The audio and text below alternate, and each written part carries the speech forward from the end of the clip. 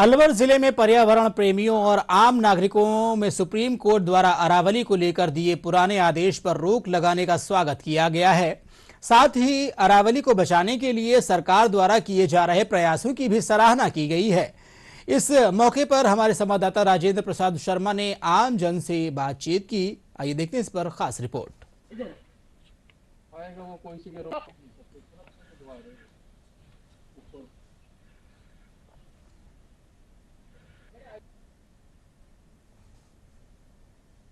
अरावली को लेकर supreme court के द्वारा अपने खुद के पूर्व के फैसले पर अब रोक लगा दी है और उसके पूरे मामले को लेकर सुप्रीम कोर्ट अब दोबारा से सुनवाई कर रहा है। जहां तक सरकार का सवाल है, सरकार ने इस पूरे मामले में पहले से ही क्लियर कर दिया था कि अरावली में कहीं भी खनन नहीं होने दिया जाएगा और पर्यावरण और अरावली को नुकसान नहीं होने दिया जाएगा। इस बात को लेकर के हमारे साथ बहुत सारे लोग मौजूद हैं, उनसे बात करते हैं। सर, किस तरीके से देखते हैं अभी सुप्रीम कोर्ट के द्वारा जो फैसला आया है उसको लेकर के?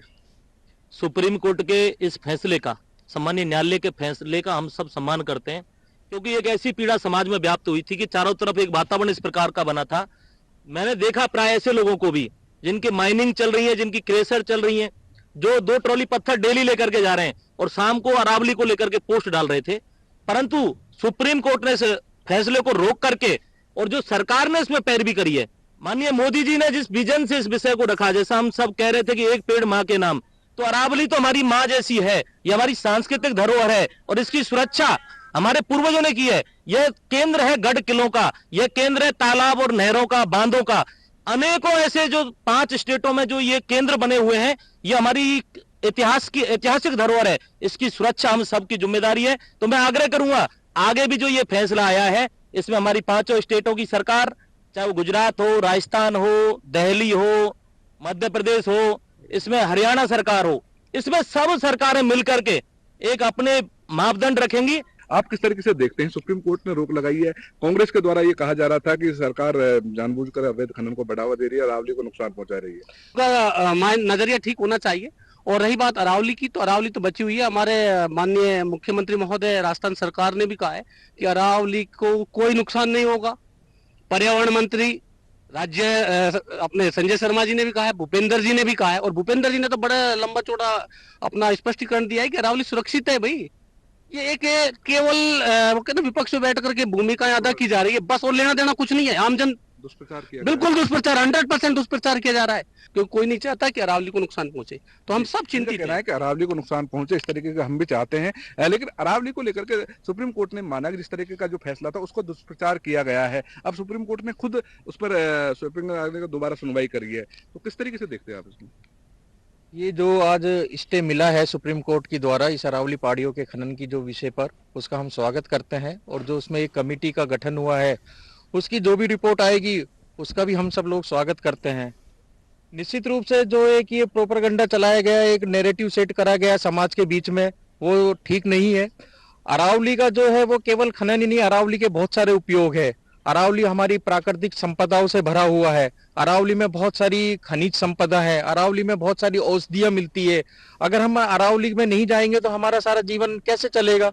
तो अरावली केवल एक पत्थरों के लिए नहीं है, अरावली का बहुत उपयोग है और कहीं ना कहीं उसमें हमें छूट देनी भी पड़ेगी। इस तरीके से आप देखते हैं अरावली को लेकर के जो फैसला हुआ है उसको? देखिए, सबसे पहले तो सुप्रीम कोर्ट को बहुत बहुत धन्यवाद, साधुवाद, कि उन्होंने हमारी व्यथा को समझते हुए इसके ऊपर स्टे दिया है। अब समझने वाली बात यह है कि अरावली है क्या? अरावली क्या सिर्फ पहाड़ पत्थर है? नहीं, अरावली हमारी जीवन धारा है, क्योंकि इसके अंदर सिर्फ पत्थर ही नहीं है, इसके अंदर जीवंत जीव रहते हैं, पेड़ पौधे रहते हैं, जिनके अंदर भी आत्मा होती है। तो कोई भी कानून सिर्फ पेड़ पौधे पत्थर को नहीं कर सकता, इसकी आत्मा को हम मारने का काम नहीं कर सकते। हम क्या चाहते हैं कि अपने आगे आने वाली पीढ़ियों को हम कंक्रीट का जंगल देके जाएं, या इस हरे भरे जंगल को देके जाए जो मेरे पीछे है। क्या हम चहचहाती चिड़िया देके जाना चाहते हैं, बहती हुई नदियां देके जाना चाहते हैं, या एक कंक्रीट का जंगल जहां सांस लेने में भी दिक्कत हो? हर दूसरा व्यक्ति आज अस्थमा की प्रॉब्लम से जूझ रहा है। क्यों हो रहा है इतना पोल्यूशन? क्योंकि हम अरावली को काटे जा रहे हैं। ना सिर्फ अरावली को हम, बल्कि हम सारे पहाड़ों को काटते चले जा रहे हैं। अरावली बहुत अच्छा अहम रोल निभा सकती है। सर, आप किस तरीके से देखते हैं सुप्रीम कोर्ट के फैसले को? मैं सर्वोच्च न्यायालय के फैसले को बहुत बहुत साधुवाद देना चाहता हूँ। हमारी एक ही गुजारिश है सर्वोच्च न्यायालय से, पक्ष विपक्ष अपना काम कर रहा है, पर सर्वोच्च न्यायालय से हम यही कहना चाहते हैं अरावली से किसी भी तरह की छेड़छाड़ ना हो।